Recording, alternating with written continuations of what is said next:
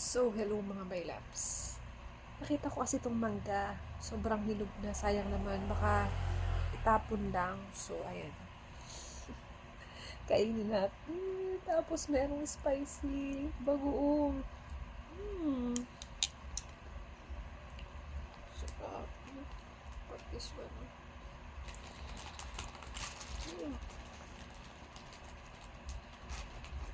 Sarap.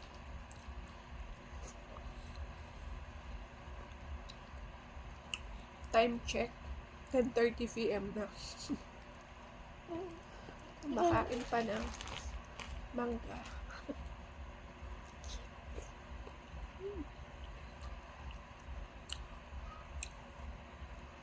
Sayang kasi, hinayang ako, makitapon lang.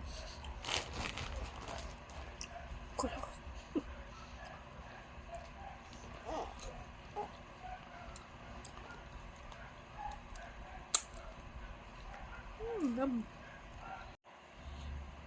Lasing kasi si Bagets. At sinusumpong.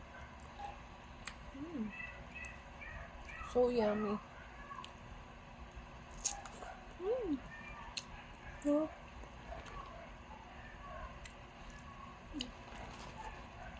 Sarap pala ng UFC na bagoong. Na spicy. Matamis-tamis siya na maanghaw. Sarap. Grabe ba? Maglaway kayo.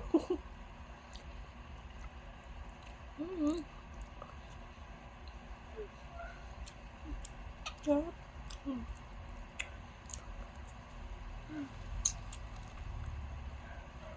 Sarap. Pangungunahan ko na kayo hindi ako buntis. Okay? Nanghinayang lang kasi ako. Mahal yung kilo ng mangga, tapos itatapon lang. Sarap.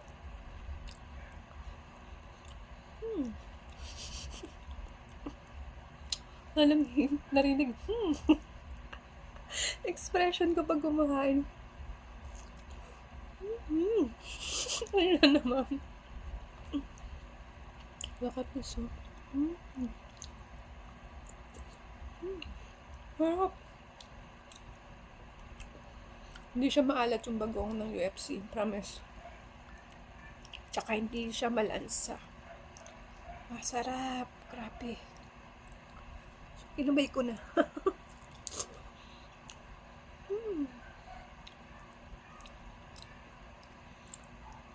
Tinamad kasi ako magbukas nito. Dapat kahapon ko pamubuksan. Kaso, wala. Tinamad pa akong kainin to. So, ito, nahinog na siya.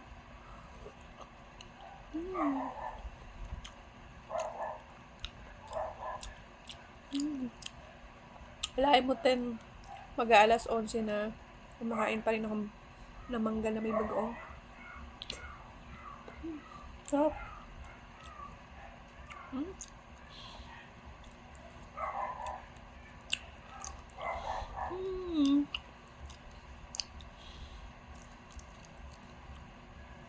Alam mo, pag kumakain ako nito, sobrang ubos na ubos yung buto.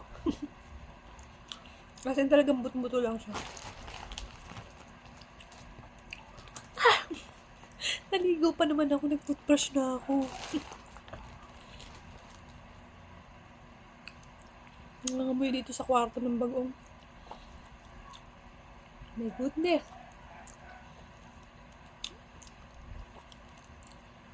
Papakita ko sa inyo paano kumain ng mangga na buto. Yan. Ganito. Nakikita na lang talaga yung puti. Ganun. Toothbrush na lang ulit ako. Sayang Colgate.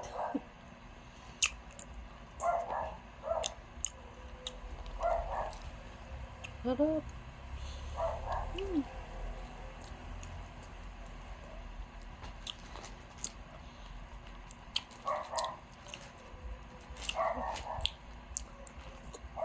Ba't pa kasi nagpakita to sa lamesa?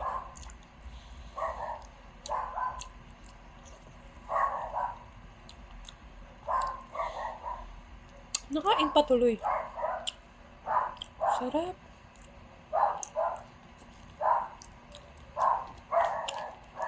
UFC na bibilin kong bagong pag nag-grocery ako. Masarap siya. Oh no.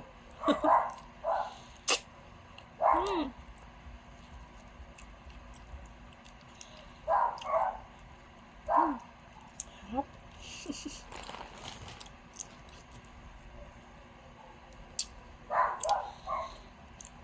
Sarap pag madaming bagoong.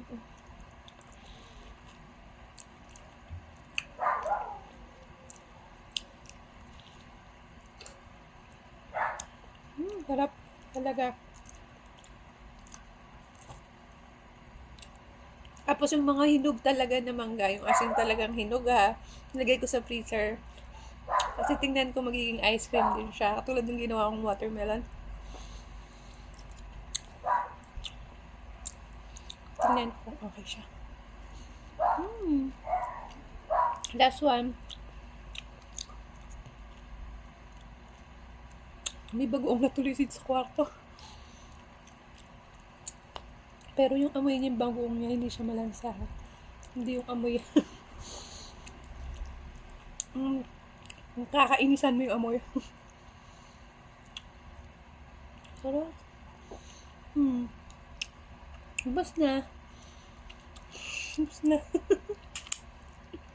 Pakita ko sa inyo. Ayan na lang siya. Ubus. So, ayun. Nandito ako sa kwarto. Amoy ng bagoong. Ano. Naglaway kayo, no? Sorry na.